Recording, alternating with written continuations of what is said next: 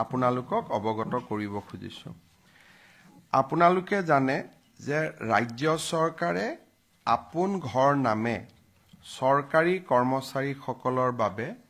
গৃহ ঋণৰ এখন আঁচনি চলাই আছিলে যি কেইদিনমান আগতে আমি কেবিনেটত সিদ্ধান্ত লৈছিলো যে এই গৃহ ঋণৰ সৰ্বোচ্চ যেটো পৰিমাণ সেইটো 15 লাখৰ জাগাত 30 লাখ টকা হ'ব অৰ্থাৎ এতিয়াৰ পৰা চৰকাৰী কৰ্মচাৰীসকলে আপোন ঘৰ আঁচনিৰ জৰিয়তে 30 লাখ টকা পৰ্যন্ত বেংকৰ পৰা চৰকাৰৰ জৰিয়তে ঋণ ল'ব পাৰিব একাংশ কৰ্মচাৰীয়ে আমাক আহি আপত্তি দিছিলে যে আমি আগতে 15 লাখ টকা পালো কিন্তু নতুন সকলৰ কাৰণে আপোনালোকে 30 লাখ কৰি দিলে গতিকে আমাকো আৰু 15 লাখ টকা ঋণ লোৱাৰ সুবিধা দিয়ক গতিকে চৰকাৰে আজি কেবিনেটত সিদ্ধান্ত লৈছে যে যি 37277 জন হিতাধিকাৰীয়ে চৰকাৰী কৰ্মচাৰীয়ে পূৰ্বতে 15 লাখ টকা আপোন ঘৰ আঁচনিৰ জৰিয়তে ঋণ লৈছিল তেওঁলোকে এতিয়া 30 লাখ টকালৈকে অৰ্থাৎ আৰু 15 লাখ টকা বেংকৰ পৰা ঋণ ল'ব পাৰিব আপোন ঘৰ আঁচনিৰ অধীনত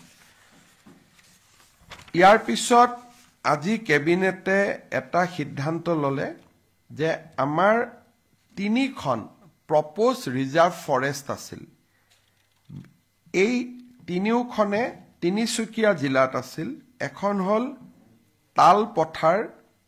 প্ৰপ'জ ৰিজাৰ্ভ ফৰেষ্ট দ্বিতীয়খন হল মোহং পথাৰ প্ৰপ'জ ৰিজাৰ্ভ ফৰেষ্ট আৰু তৃতীয়খন আছিলে first addition to Duamara proposed reserve forest এই তিনিওখন প্ৰপ'জ ৰিজাৰ্ভ ফৰেষ্টকে আজি আমি ডি নটিফাই কৰি এই গোটেই কেইখন ভিলেজক আমি ৰাজহ গাঁৱলৈ ৰূপান্তৰ কৰিলো ইয়াৰ ফলত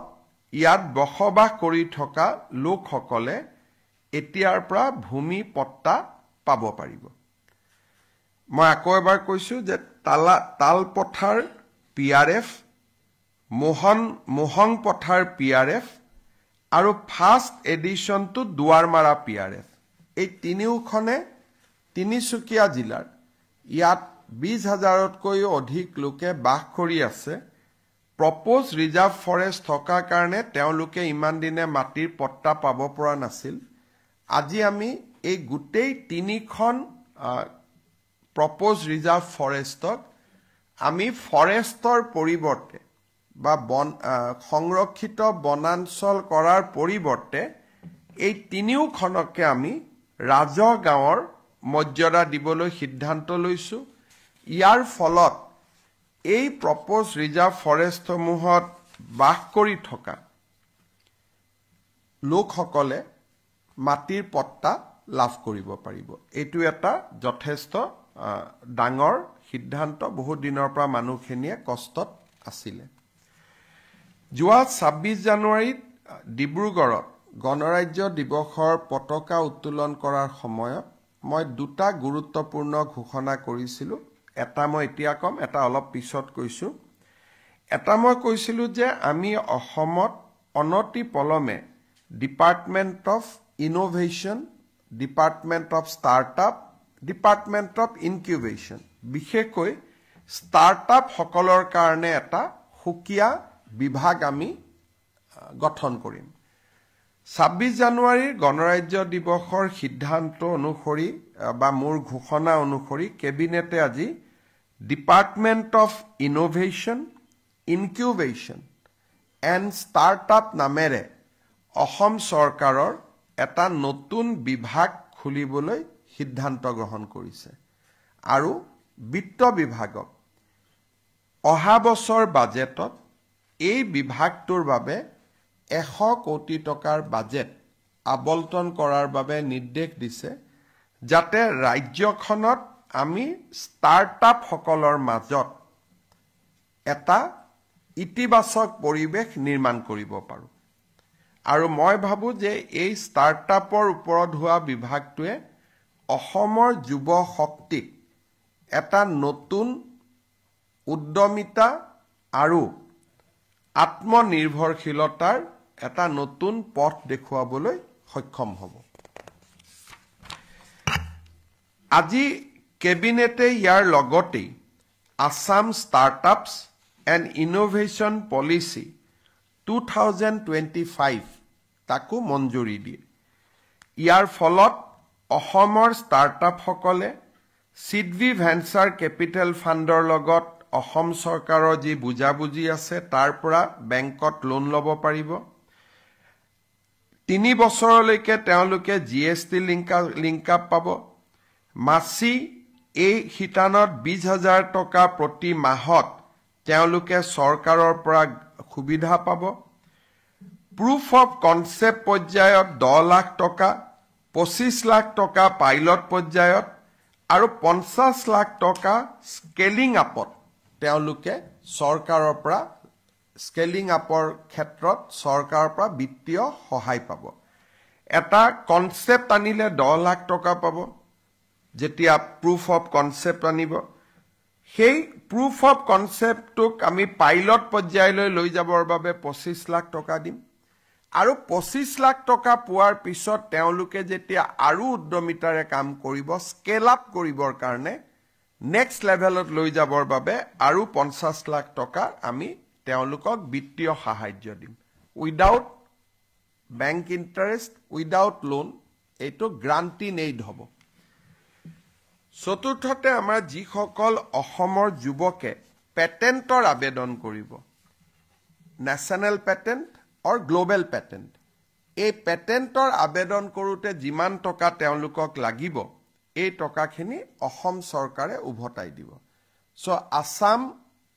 startup policy 2025 and department of innovation incubation and startup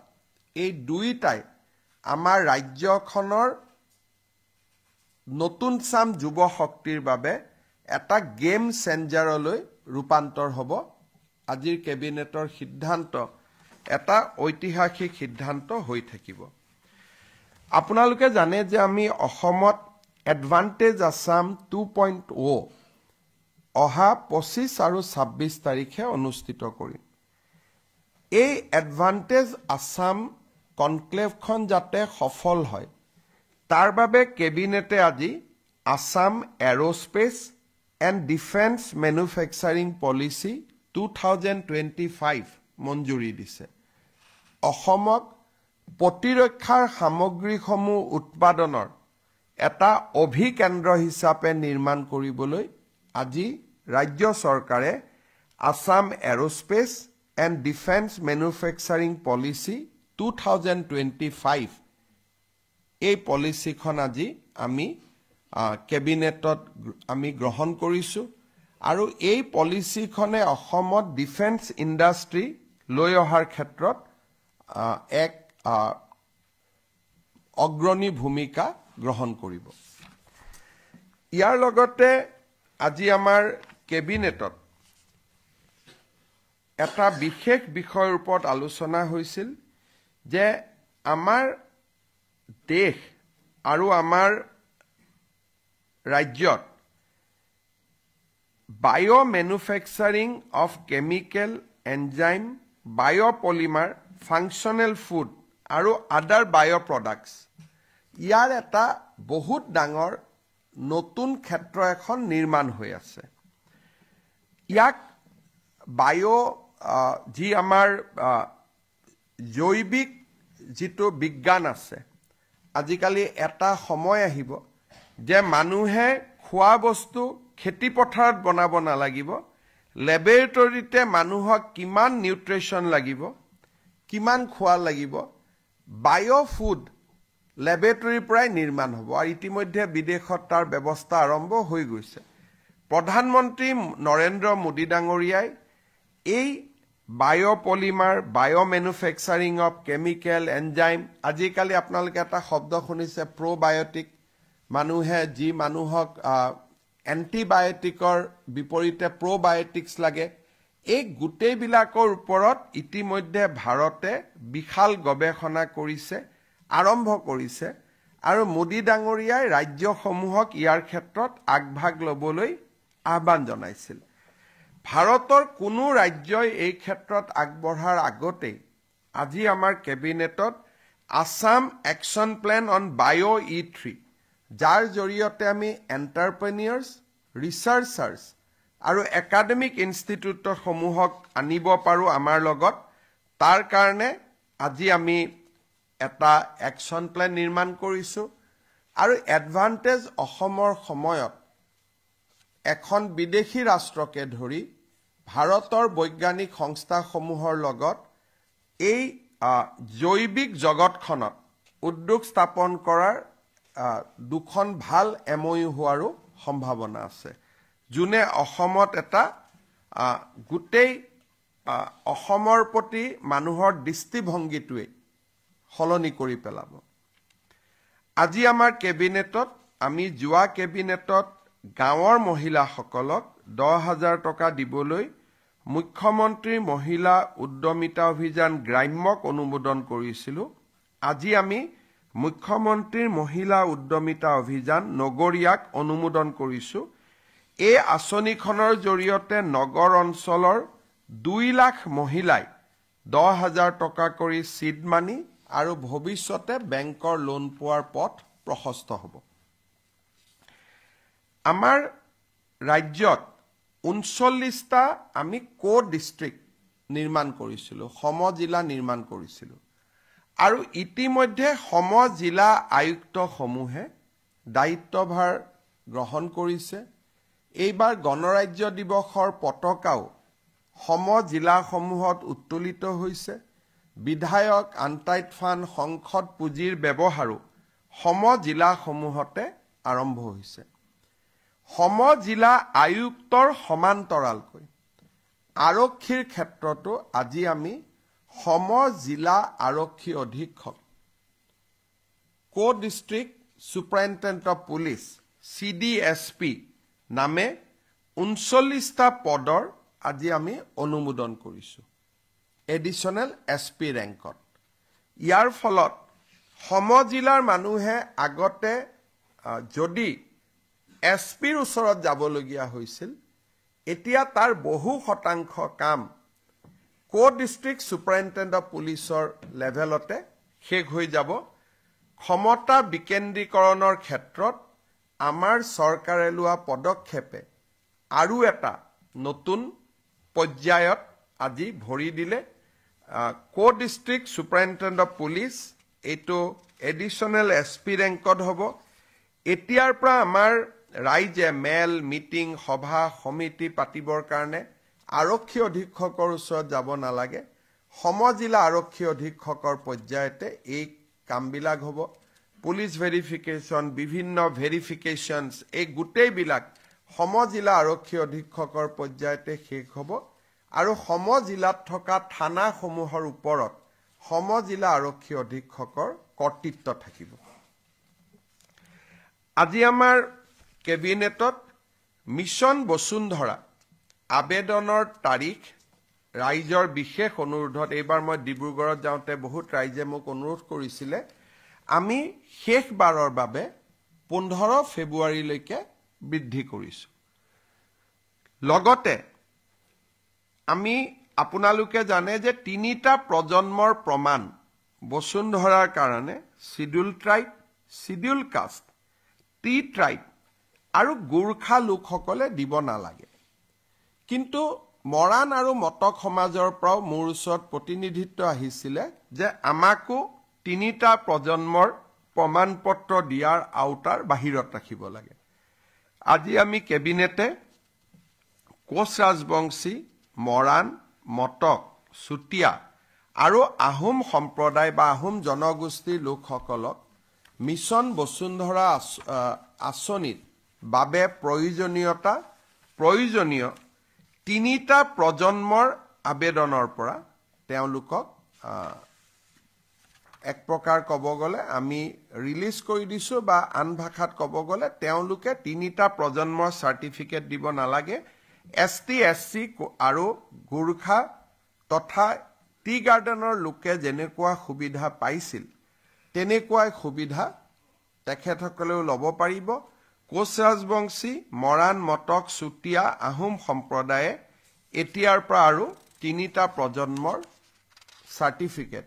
তেওঁলোকে দিয়াৰ প্ৰয়োজনীয়তা নাথাকিব ডিব্ৰুগড়ৰ কেবিনেটত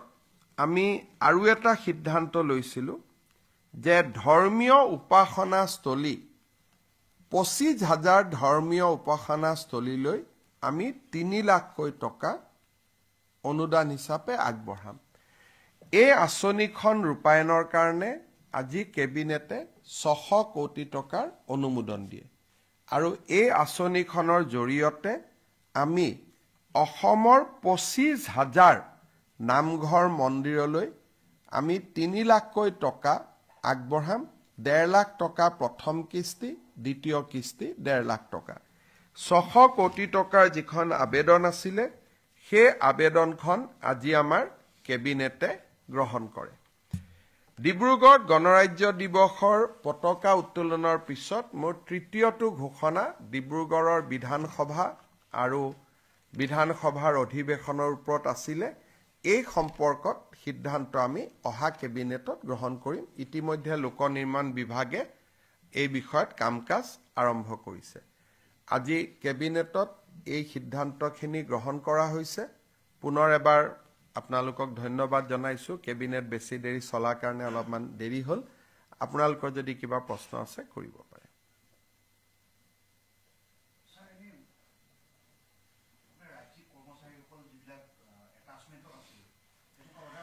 এটেচমেন্ট থাকিলে জিলাসমূহৰ খুব অসুবিধা হয় তিনিচুকীয়াৰ দৰমাহালৈ যদি কামৰূপ জিলাত কাম কৰি থাকে তিনিচুকীয়া ৰাইজে তাত আপত্তি কৰে বিশেষকৈ ইয়াকে লৈ কাৰ্বি আলং ডিমা হাছাও উজনি অসমৰ জিলাসমূহৰ ৰাইজৰ এটা ক্ষোভৰ সৃষ্টি হৈছে কাৰণ মেক্সিমাম কৰ্মচাৰীয়ে তিনিচুকীয়া ডিব্ৰুগড় লখিমপুৰ ধেমাজিত পোষ্টিং লৈ বা পদ থাকাৰ পিছত তেওঁলোকে গুৱাহাটী আৰু কামৰূপ জিলাত তেওঁলোকে এটেচমেন্টত আছে আৰু ইয়াক লৈ এক প্ৰকাৰ গণ বিক্ষোভৰ আৰম্ভণি হৈছে বহুত জায়গাত মানুহ নাই কোট আছে বলে এটেচমেন্ট লৈ জালুকবাৰীত আছে এটেচমেন্ট লৈ পলাশবাৰীত আছে আৰু তাকে লৈ ব্যক্তিগতভাৱে মানুহে মুকেই বেয়া পাইছে যে মুখ্যমন্ত্ৰীয়ে নিজৰ গৃহ জিলালৈ কৰ্মচাৰীসকলক লৈ গৈছে বুলি সেইকাৰণে এতিয়া সকলো ডি এটেচমেন্ট হ'ব কিন্তু পোৰ্টেল আছে কোনোবাই যদি ট্ৰান্সফাৰৰ কাৰণে আবেদন কৰে পোৰ্টেলৰ জৰিয়তে আবেদন কৰিব পাৰে মোৰ অগুচৰে হৈ আছিল আমাৰ মন্ত্ৰীবিলাকৰ অগুচৰে হৈ আছিল গতিকে আমি ডাইৰেক্টৰ হেলথ সাৰ্ভিসৰ ওপৰত ডিপাৰ্টমেন্টাল একচন ল'ব দিছো এইবিলাক তলৰ পৰ্যায়তে হৈ যায় কোনেও গমো নাপায় বা আপোনালোকেও নিলিখে এনেতো আমাৰ সোৰ্স আপোনালোকে লিখিলে আমি গম পাওঁ আপোনালোকে এইবিলাকৰ ওপৰত বৰ বেছিকৈ নিলিখে সেইকাৰণে কথাবিলাক আমি গমো পোৱা নাছিলো এইবাৰ আমি তিনিচুকীয়া ডিব্ৰুগড়ত এতিয়া আমি এটা নতুন কাম আৰম্ভ কৰিছো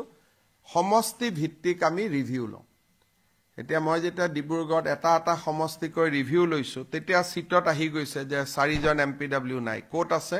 কামৰূপত আছে 5 জন এমপিডব্লিউ নাই কোট আছে নলবাৰীত আছে বেসিক্যালি উজনিৰ পোষ্টিং হোৱা লৰা ছোৱালীখিনিয়ে কামৰূপ নলবাৰী গুৱাহাটী এইবিলাকলৈকে গুচি আহে বিভিন্ন ধৰণে সেইকাৰণে এইটো আমি বন্ধ কৰিব খুজিছো কিন্তু কোনোবা যদি এটেচমেন্ট লাগে বলে এনাস্থেচিয়া লাগে কোনোবা ডিস্ট্ৰিক্ট হস্পিটালত চৰকাৰে এটেচমেন্ট কৰিলে আপত্তি নাই কিন্তু সঞ্চালক পৰ্যায়ত এটেচমেন্ট হ'ব নালাগে একটো নাই হ'ব ধন্যবাদ